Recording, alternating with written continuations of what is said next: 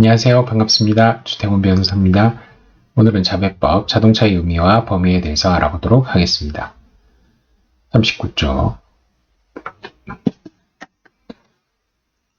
자동차 손해배상보장법이죠. 자동차, 이 자동차의 의미에 대해서 알아보는 겁니다. 자기를 위하여 자동차를 운행한 자는 그 운행으로 다른 사람을 사망하게 하거나 부상하게 한 경우에는 그 손해를 배상할 책임을 진다. 자회법에서 자동차를 정의하고 있습니다. 자동차관리법의 적용을 받는 자동차, 그리고 건설기계관리법의 적용을 받는 건설기계 중 대통령령, 자배법 시행령입니다. 자배법 시행령의로 정하는 것, 대표적인 것은 덤프트럭 있죠. 덤프트럭은 자동차관리법에서 관리받는 자동차가 아닙니다. 덤프트럭은 건설기계니까 화물공제조합에 가입할 수 없죠. 화물공제조합은 화물차만 가입할 수 있습니다. 그래서 덤프트럭은 일반 보험사에 가입을 하고 있습니다. 자동차의 의미는 자동차관리법을 차용하고 있는데 손배자 소송에서는 도로교통법이 사실 또 인용을 많이 해요. 특히 과실 관련해서요. 그렇기 때문에 도로교통법상 차가 복잡하게 규정하고 있기 때문에 관련하여서 한꺼번에 이해를 해보도록 하겠습니다. 도로교통법상 차마는 차와 마로 분류가 됩니다. 그래서 마는 말인데요. 소도 포함이죠. 오마. 소나 말을 직접 타고 다닐 때 차마의 마가 되고요. 소나 말이 끄는 마차, 달구지 이런 걸 타게 되면 그때는 차가 됩니다. 인력거 마찬가지로 차가 되고요.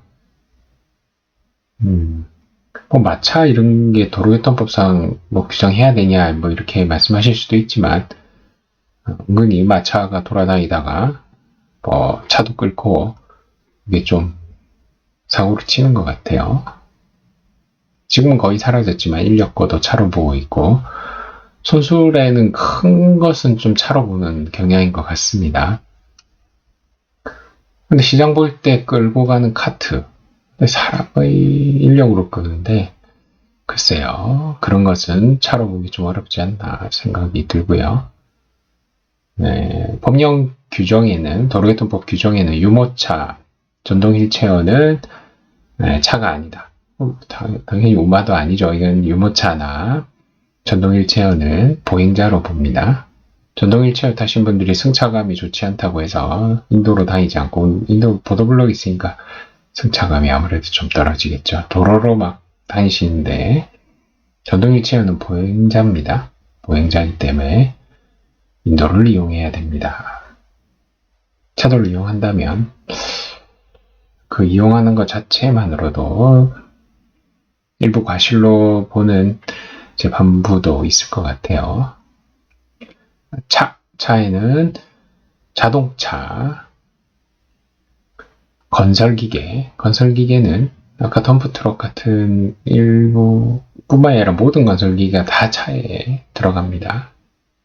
그렇겠죠? 사람이 손수레만 끌어도 차인데 건설기계 다 차고요. 그리고 자동차에는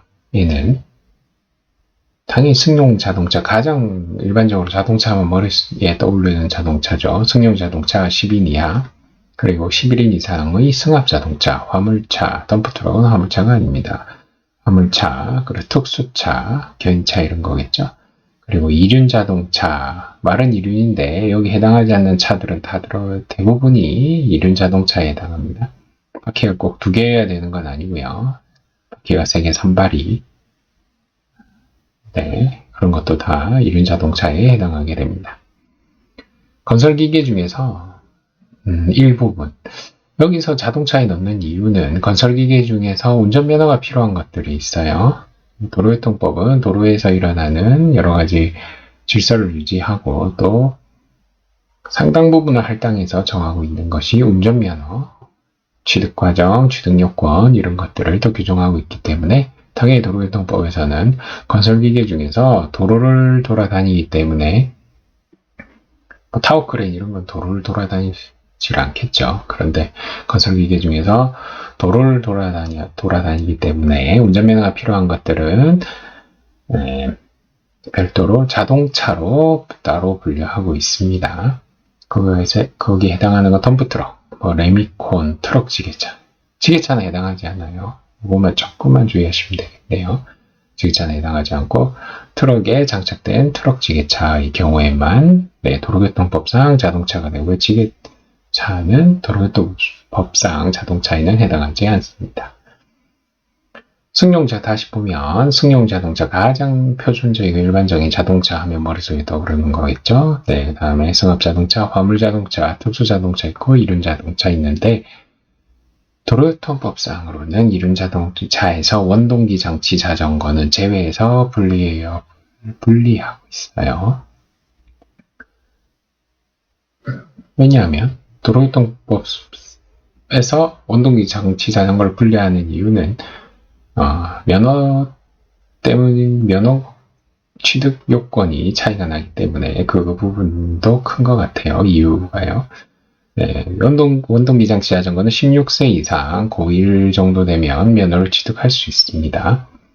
원동기 장치 자전거란 이륜자동차에서 배기량이 125cc 이하 또는 최고 전격 출력이 11kW 이하인 것을 원동기 장치 자전거라고 하고요. 원동기 장치 자전거를 규정하면서 또 전기 자전거는 빼고 있어요. 전기 자전거는 자전거로 집어넣습니다. 왜냐하면 전기 자전거는 자전거로 규율해서 자전거 도로로 다니게 하도록 도로교통법상이요. 도로교통법의 여러 목적이 어느 도로로 다닐 것인가, 면허를 어떻게 취득할 것인가, 면허가 또 필요한 것인가 이런 것들을 규율하기 있기 때문에 정책적인 것을 반영하다 보니 대단히 또 복잡하게 됐네요. 그래서 다시 말씀드리면 도로교통법상 이륜자동차에는 원동기 장치 자전거가 빠져서 별도로 규정하고 있고 또 원동기 장치 자전거에서 전기 자전거는 별도로 빼서 자전거로 넣고 있습니다. 요즘 핫하게 이슈되는 것이 PM, 개인형 이동장치인데요. 지금 단계에서 면허는 분류한데 원동기 장치 자전거 면허 정도는 필요한 거 아니냐 이런 논의가 있고요. 네, 시속 25km를 넘어가지 않아야 합니다. 무게는 30kg 미만이어야 하고요. 도로교통법 시행규칙에는 PM은 전동 킥보드, 전동 이륜 평행차, 이륜 바퀴가 2개인데 중간에 평행한 판이 하나 있는 거죠. 네. 그런 모양의 개인형 이동장치라고 하는데 또 전기 동력만으로 움직이는 사람 페달로 밟아서는 갈 수 없고 동력만으로 갈 수 있는 그런 자전거를 PM으로 규정하고 있습니다. 근데 하나 입법적인 미비인지 아니면 전동 킥보드에 다 포함되거나 이륜 평행차까지 포괄적으로 본다고 본 것인지는 명백하지 않는데 일륜 평행차 바퀴 하나로 이렇게 다니는 개인형 이동장치들이 있겠죠. 그것은 규정하고 도로교통법상 규정하고 있지는 않아요.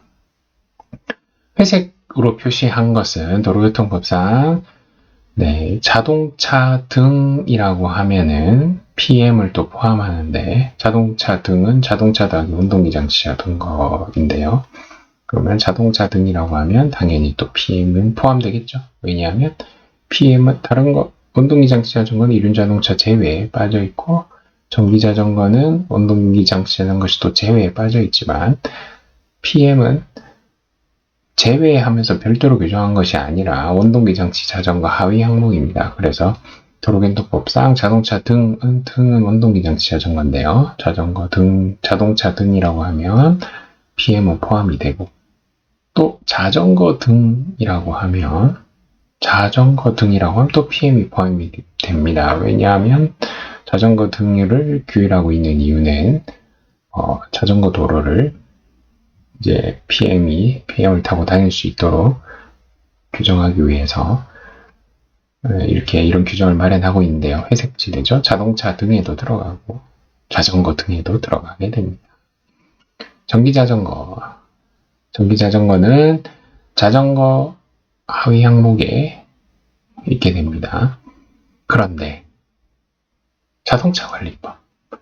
아까 자배법은 뭐였죠? 자동차 관리법상 자동차를 다 가지고 온다고 했어요. 승용자동차, 승합자동차, 화물자동차, 특수자동차, 이륜자동차. 그리고 제외하고 빠졌던 것들은 다 이륜자동차고요. 자동차관리법상. 그리고 뭐 전기자전거든 PM이든 모든 이륜자동차 이하로 규정한 것들은 전부 이륜자동차가 됩니다. 자동차관리법상요. 그렇기 때문에 다 자배법이 적용이 되는 것이죠. 그래서 자배법상 자동차관리법의 적용을 받는 자배법상 자동차 하면은 승용자동차, 승합자동차, 화물자동차, 특수자동차, 이륜자동차 다 포함되고 도로교통법상 뭐 원동기장, 지하자전거, 전기자전거, PM 이런 규정들은 다 잊어버리시면 됩니다. 왜냐하면 전부 이륜자동차에 부속되는 게 자동차관리법에서 포괄적인 규정이고요. 도로교통법이 여러 가지 도로에서의 규율이나 면허 관리 규율을 하기 위해서 아주 복잡한 체계를 만들었을 뿐 우리가 지금 공부하고 있는 자율법상은 간명하게 이륜자동차의 동력으로만 간다면 인력으로 가는 뭐 자전거, 인력으로 가는 가축의 힘으로 가는 마차 이런 게 아니라면 동력으로만 움직인다면 다 이륜자동차에 포섭되고 전부 자배법이 적용된다. 그러면 이런 것들과 사고 나면 차주인 나라고 할 수 있습니다. PM과 사고 나면 PM 주인 누구야? 할 수 있고 전기자전거, 카카오바이크는 바이크가 아니죠. 전기자전거입니다. 사고 나면 운전자 말고 카카오 나와 할 수 있고요. 뭐 나와의 자동차 당연한 거고요.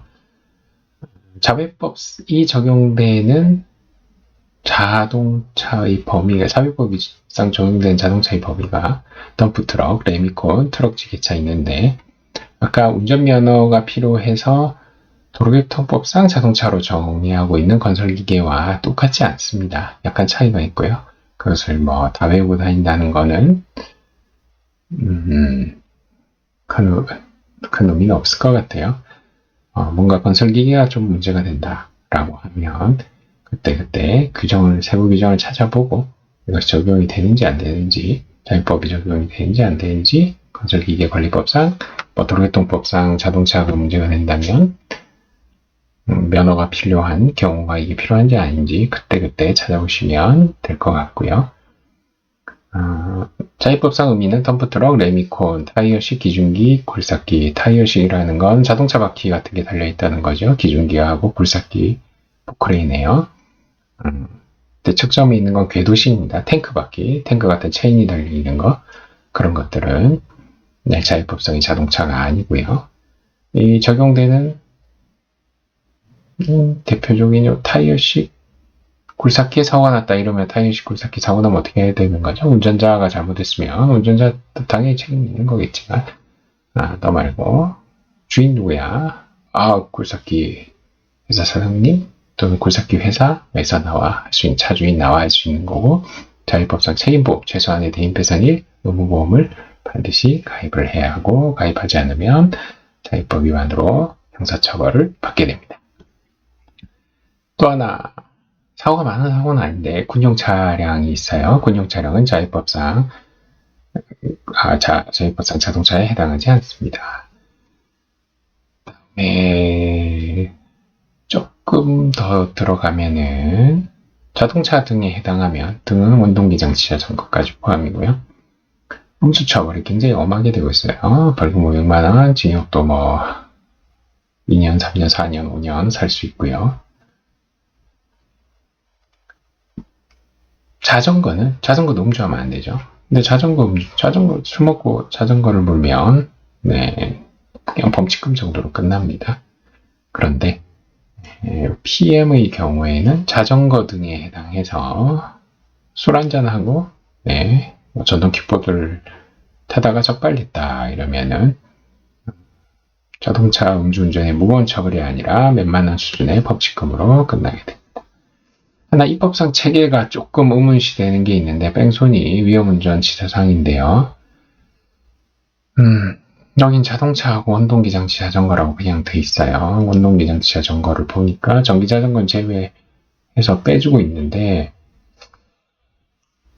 PM은 아까 말씀드렸죠. 원동기장치 자전거 하위 항목일 뿐 빼서 별도로 규정한 게 아니라서 원동기장치 자전거다 하면 PM은 그냥 들어가는 거거든요. 그래서 뺑소니나 위험운전 치사상으로는 PM을 몰다가 사고가 내고 도망갔다.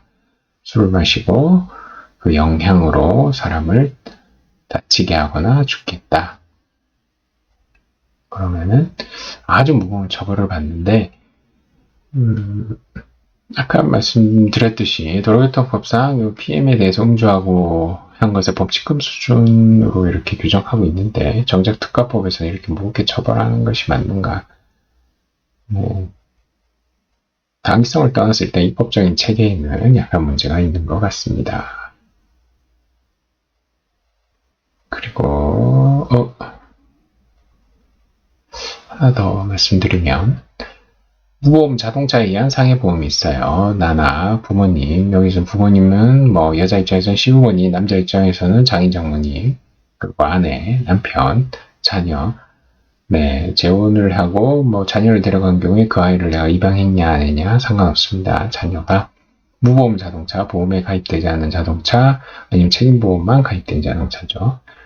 사고가 났을 때 보험사로부터 배상을 제대로 받지 못하는 경우, 보험사로부터 배상을 제대로 받지 못하는 경우입니다. 가해자가 어느 회장님이 하셔서 아주 돈이 많다. 자력 고려하지 않아요. 보험사로부터 배상을 받지 못하는 경우, 가해자가 부자든 가난하든 우리 보험사에서 일부 그 손해를 보전해주고 있습니다. 이때 무보험 자동차에 의해서 사고가 나야 되는데 그때는 건설기계 관리법상 건설기가 다 포함돼요. 그러니까 뭐 타워크레인 이런 것도 포함되겠죠. 군용차량 아까 빠졌었지만 군용차량 다 포함됩니다. 농기계까지 포함됩니다. 무보험 자동차에 의한 상해보험에서 자동차는 가장 포괄적인 범위로 규정하고 있다는 것을 하나 체크해 두시고 네, 지급하는 일부라고 표현한 이유는 약관상 계산 방법에 의해서 많지 않아요. 실제 지급되는 대인배상 보험금의 반의 반 아주 작습니다. 계산 방법이 약관상 최소로 되어 있기 때문에요. 그런 보험에 있어서 자동차는 가장 넓은 범위입니다. 얻은 것에 사고가 나도 네, 자전거 빼고는 다 배상을 받을 수가 있습니다. 다시 돌아와서 간략히 정리를 하면 자동차 관리법상 자동차는 승용자동차, 승합자동차, 화물자동차, 특수자동차, 이륜자동차에는 원동기장자전거, 그리고 전기자전거, PM 모두가 포함되는 이륜자동차는 포괄적인 개념이고요. 이렇다면 모두 자매법이 적용이 돼서 이 차량들과 사고가 나면 자주인 나올 수 있다. 운전자가 아니라 자주인 나올 수 있다. 이 차들은 반드시 의무보험을 가입해야 한다. 최근 학업심에서 PM은 의무보험이 없는데 어떻게 가입하냐. 그것을 죄를 묻기 어렵다라는 판결도 있었습니다.